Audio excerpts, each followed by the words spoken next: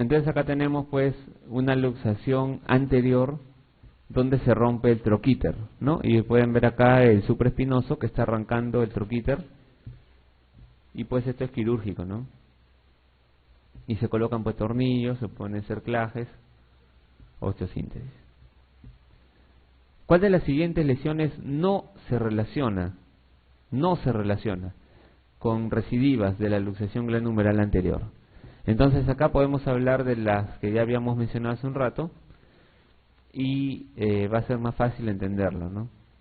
En luxaciones recidivantes mencionan ¿qué lesión no se va a dar? ¿No se da lesión de Vanguard?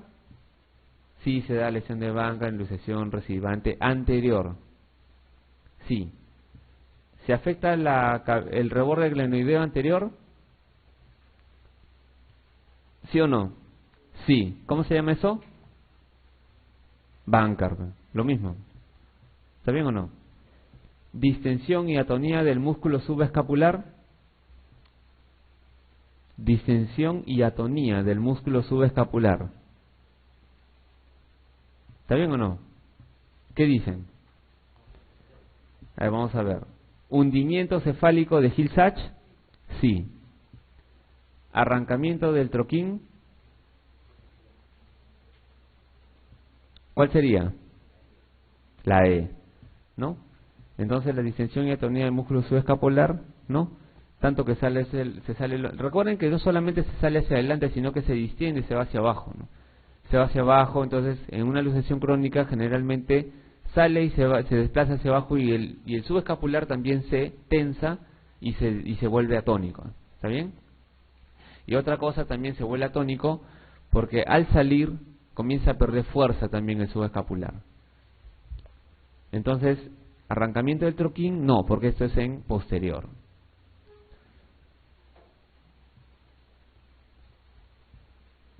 Muy bien, ahí hemos terminado la parte de luxación de cabeza humeral, ¿no? Luxación de húmero. Faltaría más que todo acá las técnicas de reducción, ¿no? Antiguamente, pues, Hipócrates, ¿no? Cuando veía una luxación, ponía el talón del pie, ¿no? El talón del pie en la zona axilar, y jalaba con todas sus fuerzas y reducía la luxación, ¿no? Ahora actualmente, pues, si ustedes ven eso en la emergencia, eso está proscrito, ¿no? Porque hay gran riesgo de lesión vascular y nerviosa, ¿no? Se puede inclusive desgarrar completamente el plexo braquial. Entonces eso ya no se hace, ¿no? Hay muchas técnicas, ¿no? Hay muchas técnicas, y dentro de las más conocidas están la técnica de Kocher, ¿no? La técnica de Kocher, que son maniobras, en este caso de tracción contra tracción. Se coloca una sábana debajo de la axila y el otro comienza a hacer movimientos de tracción, movimientos de rotación interna y después aducción, ¿no? Rotación interna, rotación externa y aducción. Y ahí se hace la reducción. En mi hospital hacemos una técnica modificada de Kocher, que es con la silla, ¿no? Que alguna vez habrán visto. Le colocamos una sábana debajo de la silla, colocamos al paciente acostado y hacemos todas las maniobras de Kocher con movimientos de rotación externa, interna y movimientos de aducción. Y bueno, casi siempre nos reducen las lesiones, en este caso de las luxaciones de húmero, ¿no? A veces con aguantaformo y a veces con anestesia local. Lo ideal es hacerlo en sala de operaciones, ¿no? Bajo el paciente sedado, ¿no? Pero a veces es más el dolor con el que viene el paciente con el hombro luxado. Un ratito de dolor a veces aguantan. A veces lo sedamos parcialmente, ¿no? Le ponemos algunos medicamentos ahí y lo hacemos, ¿no? Muy bien. Ahora vamos con las fracturas, en este caso del extremo proximal del húmero, que no dejan de ser importantes. Nosotros acá tenemos pues que la zona proximal del húmero es una zona bastante peligrosa. Primero porque es una zona articular. Nosotros en la parte traumatológica en general, la parte articular es de manejo bastante fino, bastante delicado, porque una articulación que se pierde es una articulación que va a ir a la artrosis y va a ir prácticamente a la disfunción, ¿no?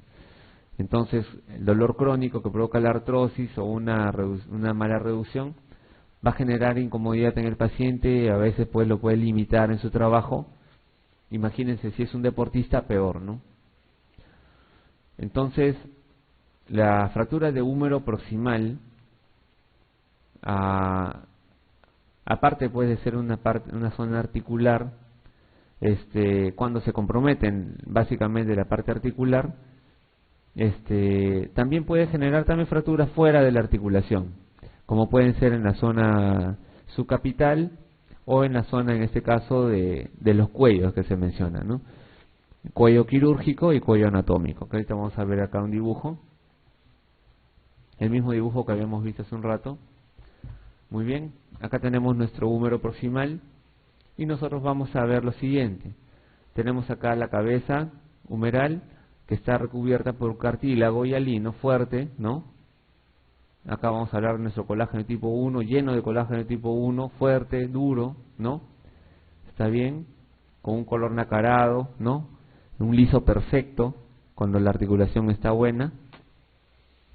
Y vamos a tener acá el primer cuello, el cuello anatómico. El cuello anatómico, donde vamos a tener acá unas arterias, una arteria circunfleja posterior, una arteria circunfleja anterior.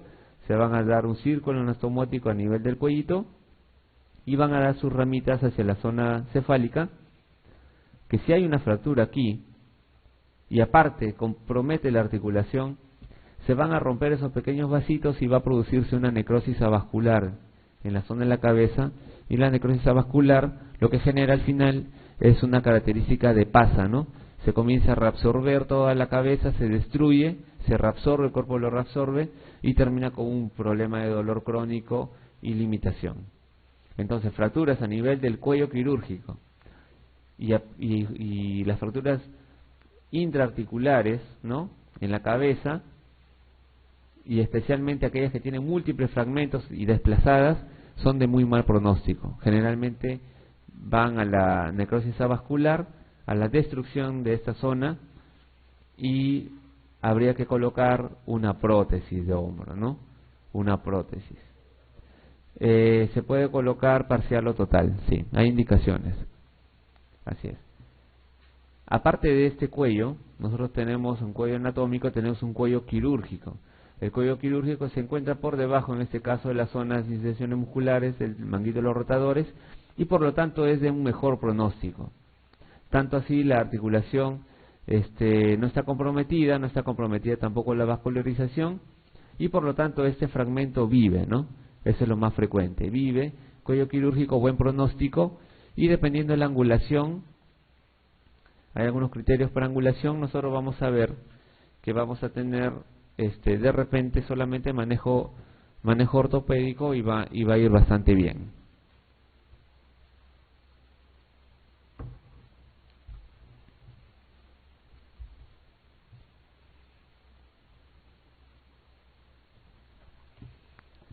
Entonces nos preguntan acá, ¿cuál de las siguientes fracturas de la extremidad proximal del húmero condiciona alto riesgo de necrosis cefálica? Entonces, ¿cuál es? La BI y la C, ¿no? Está bien, ¿no? Cuello quirúrgico no. Generalmente buen pronóstico, ¿está bien? Entonces, viendo la parte anatómica, nosotros podemos también deducir, en este caso, la evolución de este tipo de fracturas. Miren esto de acá.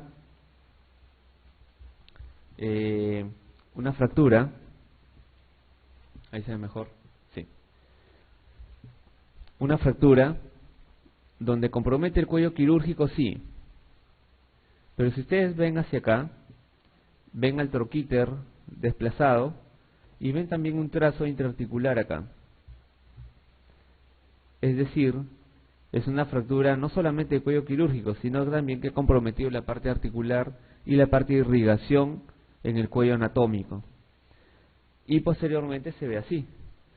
Ha llegado pues a terminar con una necrosis avascular, donde como pueden ver acá, el troquín no se ha reabsorbido completamente, ¿no? Se ha pegado a la zona de acá y ha mantenido su vitalidad, prácticamente no se ha diferenciado, pero la zona articular, la zona de la cabeza que ha perdido, miren esta línea de acá, ha perdido la irrigación, se ha necrosado, necrosis avascular, ¿no?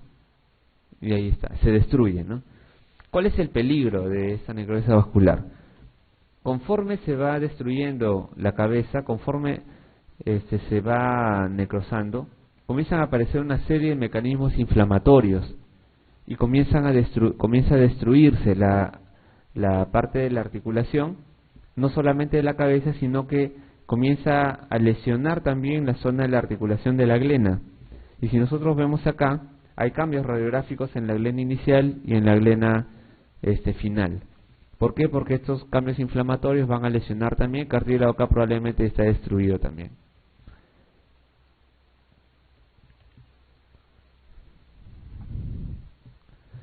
Aquí podemos ver otra fractura, ¿no? Múltiple, ¿no? Con múltiples fragmentos. La cabeza también se ha desplazado, el troquíter, ¿no? El troquín por acá y también el cuello quirúrgico.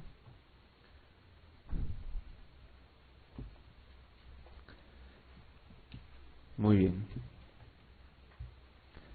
La mayoría de las fracturas de extremidad proximal humeral requieren, acá no nos han mencionado la zona. Y cuando no nos mencionan la zona, lo que nosotros debemos hacer es lo siguiente, debemos irnos a la frecuencia. O sea, acá indirectamente nos están preguntando cuál es la fractura más frecuente de la extremidad proximal del húmero. ¿Por qué? Porque no nos han puesto la zona exacta de la fractura. Entonces ahí siempre nos vamos a lo más frecuente. Así son este tipo de preguntas. Entonces, y así es en todas las áreas. Cuando les preguntan así abiertamente y no les dan una ubicación exacta, tienen que irse a lo más frecuente y respondan con lo más frecuente y ahí van a dar con la respuesta. Entonces, para nosotros, la mayoría de las fracturas de extremidad proximal del húmero, ¿dónde es más frecuente la fractura cuando es extremidad proximal del húmero? En el húmero proximal lo más frecuente es que se rompa en la zona del cuello quirúrgico. Así es, cuello quirúrgico. Y como habíamos mencionado, lo más frecuente es intentar una reducción, ¿no? Si en todo caso es el caso, o solamente un tratamiento funcional. ¿Y qué es lo más frecuente? ¿Que esté desplazado o que no esté desplazado? Lo más frecuente es que no esté desplazado, o un desplazamiento mínimo. Entonces, tratamiento funcional sin reducción, pero cuando sea el caso, se reduce y se da un tratamiento también funcional. Ahora, ¿cuándo se usan tornillos y placas? Cuando pues hay desplazamiento, ¿no? Hay un desplazamiento, hay unos criterios ahí para poder ubicar el tratamiento quirúrgico, pues eso ya es digamos ya otro campo, ¿no? Entonces, acá por ejemplo, cuando hay una fractura desplazada, se da una reducción, en este caso pues como menciona acá, reducción bajo anestesia general, se intenta reducir y se coloca después pues la inmovilización, ¿no? Bueno, acá hay un tipo de yeso, ¿no? Ese tipo de yesos pues ya no son muy frecuentes ver ahora. Igual ese tipo de yesos, tratamiento ortopédico, pero ya para fracturas, en este caso ya no de húmero proximal, sino de húmero diaficiario. Estas fracturas de húmero diaficiario, se indica que la mayor cantidad de fracturas de húmero diaficiario, si se llega a una reducción adecuada, también bajo unos parámetros, se puede tratar de manera incruenta, ¿no? Pero actualmente, pues, las demandas, en este caso laborales, y el tiempo que demora, pues, una consolidación y un restablecimiento de la actividad, en este caso de las personas a la vida laboral, el tratamiento quirúrgico se está volviendo, digamos, más frecuente, ¿no? Cada vez.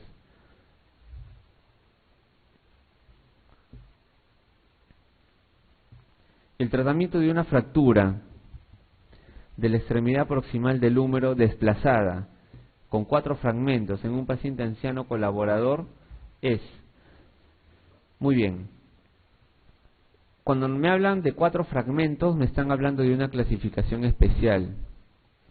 Cuando me hablan de 4 fragmentos, me están hablando de una clasificación, nosotros la conocemos con la clasificación de NIR, que nos habla de los fragmentos, ¿no? Un fragmento, 2 fragmentos, 3 fragmentos y 4 fragmentos. En 4 fragmentos nos están hablando que es una fractura que tiene compromiso articular, que tiene, o sea que prácticamente esa cabeza se va a ir pues a la necrosis avascular.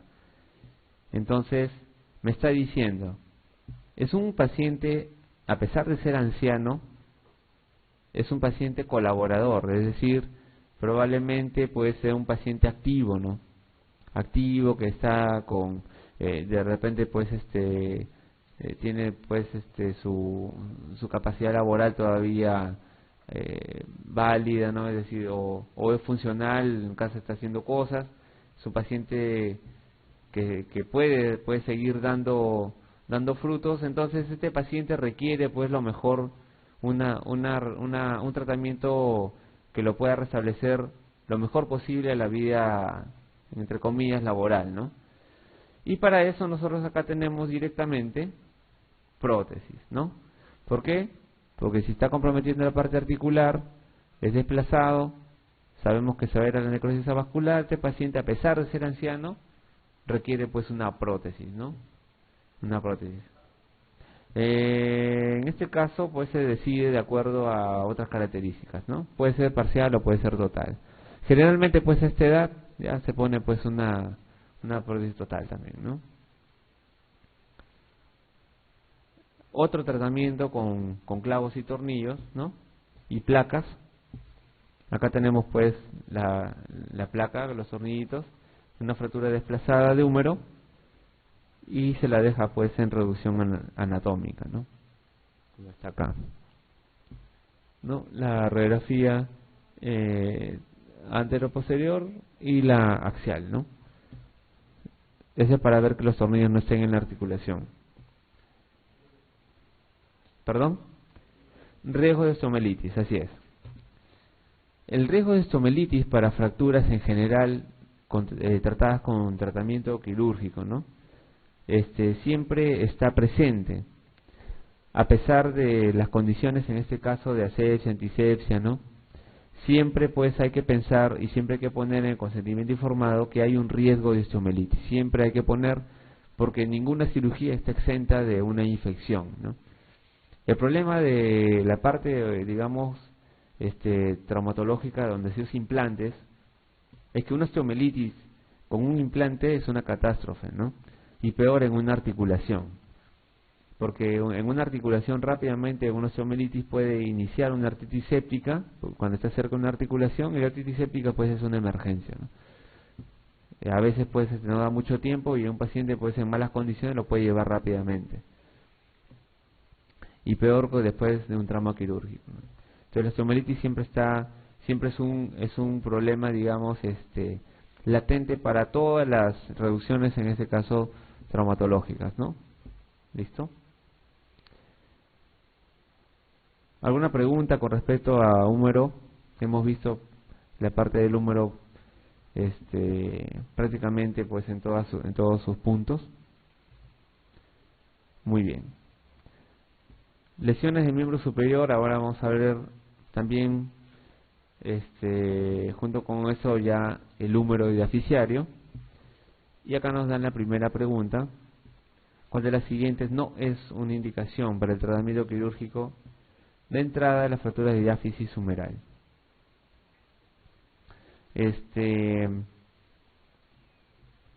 Muy bien. Cuando yo tengo una fractura de diáfisis humeral, tengo indicaciones quirúrgicas y indicaciones también de tratamiento conservador. Como yo les mencioné en un momento, se menciona que la diáfisis humeral de entrada se debe intentar en lo mayor posible dar un tratamiento ortopédico. ¿Está bien? Esa es la idea, o sea, idea del libro, ¿no? el tratamiento para diáfisis humeral, se debe intentar tratamiento ortopédico. En la realidad esto cambia un poco por muchas circunstancias, ¿no? Y dentro de ellas pues entran las indicaciones absolutas y las indicaciones relativas para tratamiento de fracturas en general, y dentro de ellas las indicaciones para tratamiento de fractura de diáfisis humeral.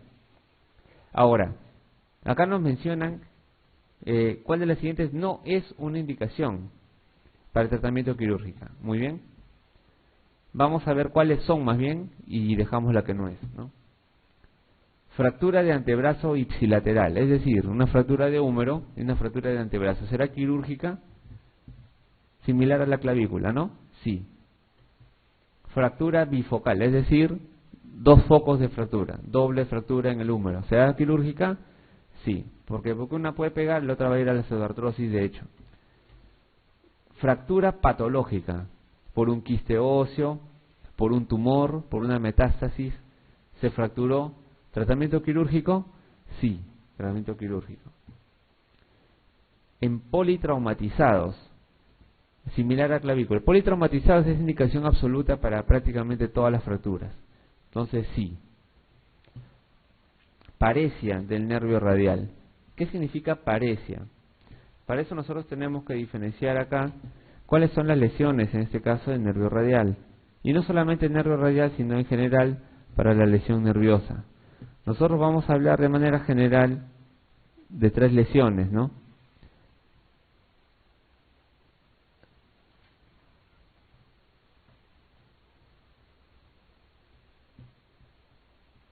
Ya, vamos a hablar de la neuropraxia, de la axonotmesis y de la neurotmesis. La neuropraxia, ¿no? La neuropraxia es una lesión nerviosa donde el nervio, o dos cosas, o se despolariza porque está en constante presión con el fragmento óseo. Segundo, se despolariza porque en el momento de la fractura ha impactado fuertemente y ha golpeado al nervio y lo ha dejado sin conducción. Tercero, se está inflamando por la angulación o por la distribución de la fractura, y menos frecuentemente se está estrangulando parcialmente con alguna estructura que puede ser muscular, tendinosa, etcétera. Neuropraxia, es decir, el nervio está completo. El nervio está completo, ¿no? Está inflamado, está irritado, etcétera, ¿no? La axonotmesis, si nosotros sabemos que el nervio tiene pues una serie de axones, ¿no? Ustedes recuerdan que todos los nervios es un hilo grande pues con muchos axones, ¿no? Entonces el nervio radial también, pues, ¿no? Es un cable, ¿no? Donde hay muchos axones. La axonotmesis se han roto algunos axones, ¿no? Obviamente la lesión es microscópica, solamente lo voy a reconocer en el microscopio que se han roto algunos axones. Obviamente pues en ese paciente no lo voy a sacar un pedazo de nervio para ver si se ha roto axones, ¿no? Tengo que esperar. La recuperación es digamos bastante buena, ¿no? Una lesión parcial, ¿no? Y la neurotmesis sí, la neurotmesis se puede romper, y acá se diferencia en dos, es una clasificación canadiense. Se rompe el nervio con perineuro o sin perineuro, ¿no? Pero al final el nervio se rompió, ¿no? Se rompió completamente.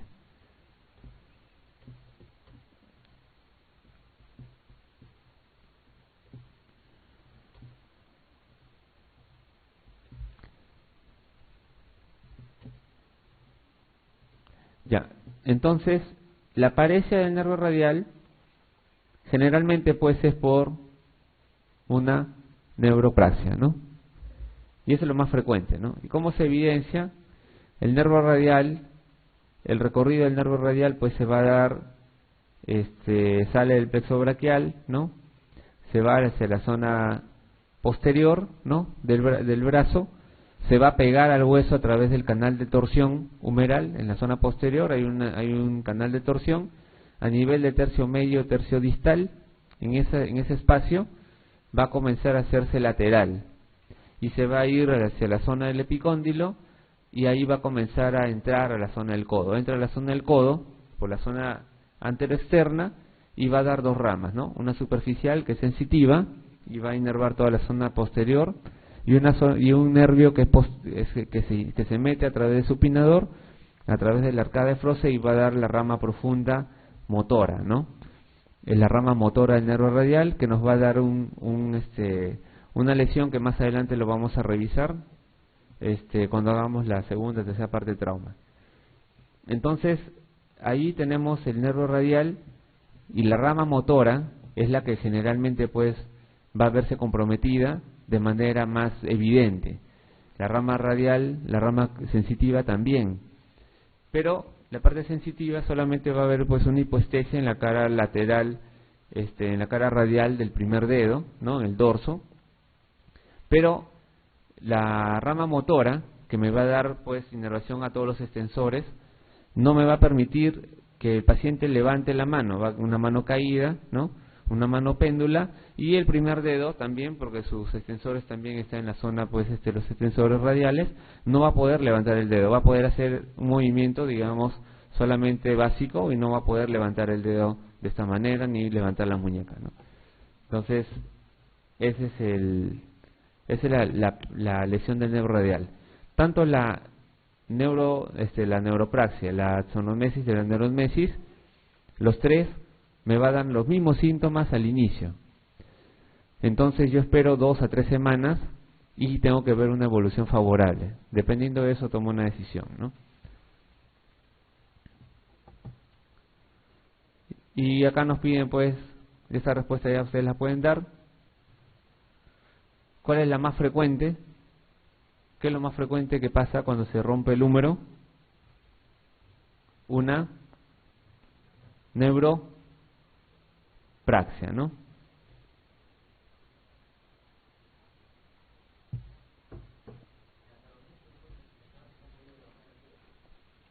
No.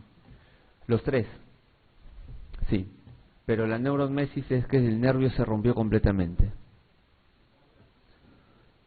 Igual. Para los tres es igual. Mano péndula y no puede extender el primer dedo, ¿no? La abulsión radicular alta es generalmente pues un estado traumático severo, ¿no? Donde va a haber pues una tracción severa del miembro superior, donde va prácticamente pues arrancar, ¿no? El nervio, ¿no? En la zona de la raíz nerviosa, ¿no? Y la isquemia nerviosa se puede dar por diferentes causas, ¿no? Por un paciente que agarra pues un cable de alta tensión, ¿no? Puede ser también por problemas vasculares locales, menos frecuentemente, o también en este caso por lesiones también arteriales, menos frecuentemente de la zona relacionada con el nervio, ¿no? Donde más isquemia nerviosa, bueno, no tanto isquemia, sino problema de una neuropatía por microvascularización en algunos pacientes con enfermedades reumatológicas y en la diabetes mellitus, ¿no? Una fractura supracondilia de húmero se denomina también, ya nos vamos de la parte de la diáfisis a la zona distal del húmero. En la zona distal del húmero nosotros vamos a tener una serie de estructuras. Aquí está. Esta es la zona distal del húmero, ¿no? Ya hemos pasado ya desde todas las zonas, ya estamos en la parte distal, cerca al codo. Y vamos a ver acá que hay un poco de diáfisis, ¿no? Y acá empieza la zona metafisiaria. Acá hay un hueco, translúcido también. Hay un hueco acá, grande, ¿no? Un hueco grande, y se va haciendo más grueso a medida que se va hacia los laterales y hacia arriba. Entonces toda esta zona es un hueco. Hay poquito hueso acá, tanto así que a veces hay que hacer acortamientos cuando hay fracturas acá complejas, ¿no? Muy bien, tenemos una zona que es el cóndilo, ¿no? El cóndilo humeral, donde donde va a articularse con la cabeza del radio, la zona del epicóndilo, ¿no? Donde se van a insertar los extensores del antebrazo, tenemos una zona de la tróclea, una pequeña zona que se denomina capitellum, ¿no? Acá tenemos la epitróclea, ¿no? Que está por encima, donde se van a insertar los flexores del antebrazo. Acá vamos a tener inervados por el nervio radial en la zona de extensores, el nervio cubital en la zona de flexores. Y tenemos las columnas, ¿no? La columna medial y la columna lateral. Esta zona de los cóndilos, epicóndilo y epitróclea, la zona de acá vamos a llamar la zona epicondilia, o si no, epicondilar, ¿no? En general. O sea, para ponerle un nombre, digamos, diferente, para que no nos confunda mucho con epicóndilo o epitróclea, vamos a llamarle cóndilo lateral, cóndilo medial, la zona supracondilia. ¿Está bien? Supracondilia. Y lo más frecuente es que lo llamamos zona supracondilia, para no confundirnos con la zona del epicóndilo clásico, que lo conocemos la zona externa. ¿Listo? Claro, cuando es húmero, acá se realizan las amputaciones supracondilias de húmero. Así es. Muy bien. Listo. Ya. Sigamos.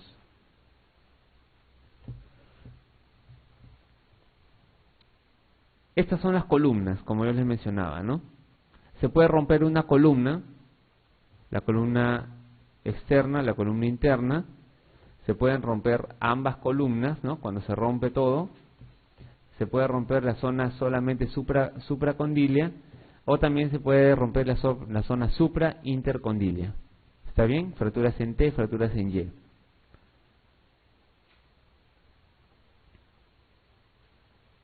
Esta era. Una fractura supracondilia de húmero se denomina también. Entonces, si es una fractura transversa, ¿no? Va a afectar encima de las columnas, en medio de las columnas, a través de las columnas, una sola columna. ¿Cómo sería? Lo pueden deducir. Intercolumnar será, intercolumnar, o sea, en medio de las dos columnas, es decir, intercolumnar acá, una fractura acá, no. Transcolumnar, sí. Columnar, intercolumnar externa o interna, no, o sea, no.